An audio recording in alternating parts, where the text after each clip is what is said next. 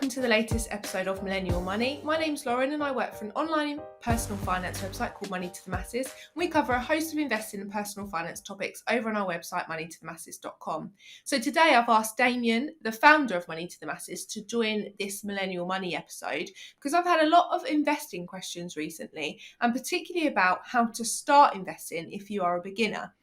So Damien, I wanted to get you on just so that we could speak about, you know, if you're new to investing, you want to get started, but you're not quite really sure how you can start. How do you go about it, and how much do you need to start investing? Okay, well, thanks for having me back on the show. It's been a while. It has been a while. There is no hard and fast rule about how much you need to start investing. The first thing I would say is naturally make sure that you have paid down any debt that you've got, first of all, and cleared that before you really think about investing for the future. Because otherwise you end up, the amount of money that you're going to be paying in terms of interest on your debt will likely surpass anything you get on your savings and investments every year. So make sure you clear your debt and then start to build an emergency fund, which is typically 3 to 6 months worth of your salary or earnings. Now, that's a sort of a caveat and a given. Assuming you've got to that point, then there's a bit of a myth around investing that people think you've got to have a lot of money to start investing. You've got to be rich. Now, there's never been a better time to sort out your finances, whether it be budgeting or investing, because now you can invest from as little as £1. There are some propositions out there that don't have any minimum at all. So there are companies like Wealthsimple, Wealthify. These are what they call robo-advice propositions. So basically, they are companies that will take your money that you pay each month and they will invest it for you, do all the decision making, pick the underlying investments, and then you can start building a portfolio, some money, a pot of money going forward. And all you've got to concentrate on doing is starting to increase your contributions over time as you can afford it. But the main thing is to start, because lots of people put it off and they never actually get going when it comes to investing. And if you want to grow wealth, investing is the way you do that. Okay, so if I wanted to start investing, I had a small amount, say £10 a month, how do I go about it? What should I do with this £10? Who do I approach? How do I start investing?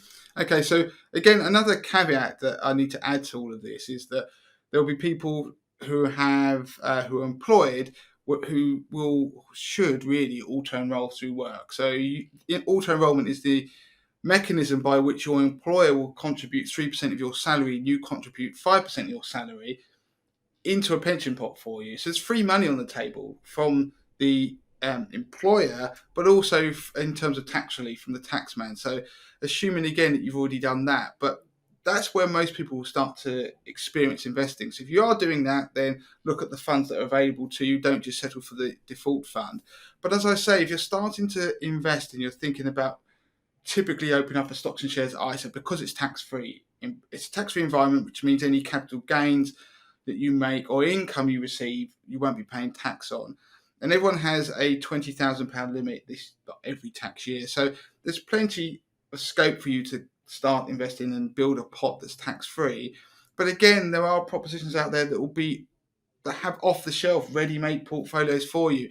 And it is regulated advice. Now, you could go and see a financial advisor. Of course, that's one of the best options. But if you don't have much money, the reality is a financial advisor won't engage with you because you aren't a profitable customer, to be quite frank.